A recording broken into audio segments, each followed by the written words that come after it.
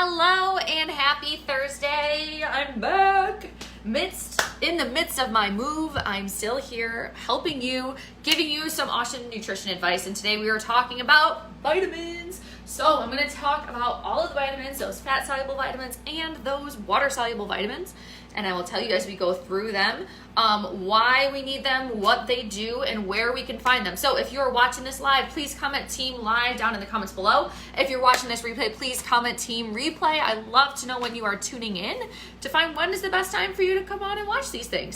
So we're going to get started in just 1 minute, but I want to know, the question before we get started is, what has your weather been like this week?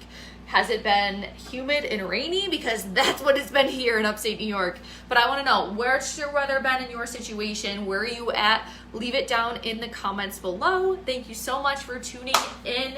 We're going to do a nice training for you. So we are going to start with vitamin A. Vitamin A. Vitamin A is a fat-soluble vitamin, which means that it is stored in the body. Fat-soluble vitamins are stored in the body, which means we can overdose or reach toxic levels of these things, of the fat-soluble ones.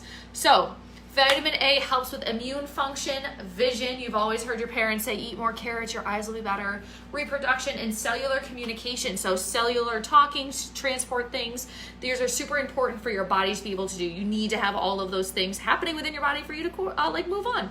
It also helps support cell growth and help to maintain some of the organs in your body. Like your liver is a big proponent and fan of vitamin A. So where can we get vitamin A in our diet? Dairy is a really good one. Fish and meat. So animal products are going to be really good sources of vitamin A. Liver is actually the best source of vitamin A. And then you can also find it in sweet potatoes, spinach, carrots, cantaloupe. Those things that have that red-orange look to them are going to have good sources of vitamin A in them. All right, now the B vitamins. Now there are quite a few B vitamins. It's not just one B vitamin. B vitamins are water soluble, which means they are not stored in the body. Our body will take what we need and then you will pee out the rest. So it is possible for you to have too much of these and then you have really expensive urine because you're peeing it out. So the different B vitamins we have.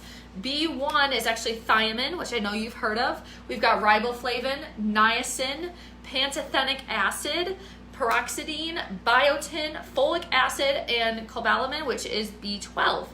Now, I'm sure you've heard of B12 and energy metabolism, which is a good one. Grains are going to be the best source of the B vitamins for us. They're really important to help make sure our bodies are functioning properly, metabolism, help with creating food to energy, so breaking down, metabolizing food. Another good one is they help create new blood cells. You can have a vitamin B deficiency anemia. You could also, they also help to maintain good skin cells as well as other tissues in the body. So meats, seafood, eggs, dairy products, there's a great source of vitamin B, or the B vitamins. Legumes, leafy greens, seeds are all sources of the B vitamins. I have my cheat sheet over here, that's why I'm looking over there. So we like our B vitamins. The other water-soluble vitamins, there's only two, is vitamin C. So vitamin C is actually an antioxidant. It also helps to absorb iron when you have vitamin C and iron together. So if you take an iron pill, you would want to have a glass of orange juice with it or have citrus in your diet to help with iron absorption. So vitamin C is an antioxidant. It also helps with making collagen, which is in our skin, helps to make our skin elastic and stretchy. It helps with preventing wrinkles too.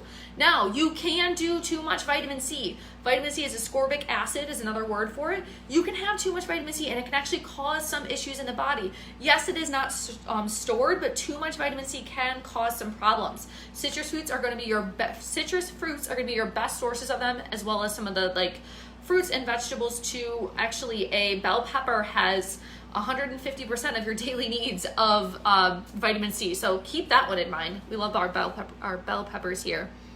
Vitamin D is another fat-soluble vitamin. Now, if you live in upstate New York like I do, vitamin D, you're most likely vitamin D deficient because we don't see the sun for 8 months out of the year because it's snowing here all the time.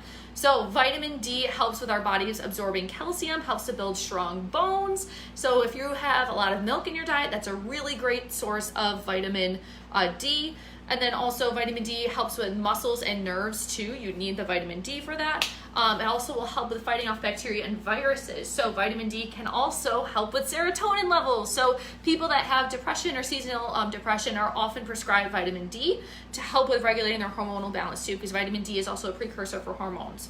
So sources of vitamin D are milk, yogurt, fatty fish, cheese, egg yolks, and mushrooms. I know mushrooms, that's a surprise there. But vitamin D, because it's a fat-soluble vitamin, is going to come from fat-soluble foods or foods that have fat in them.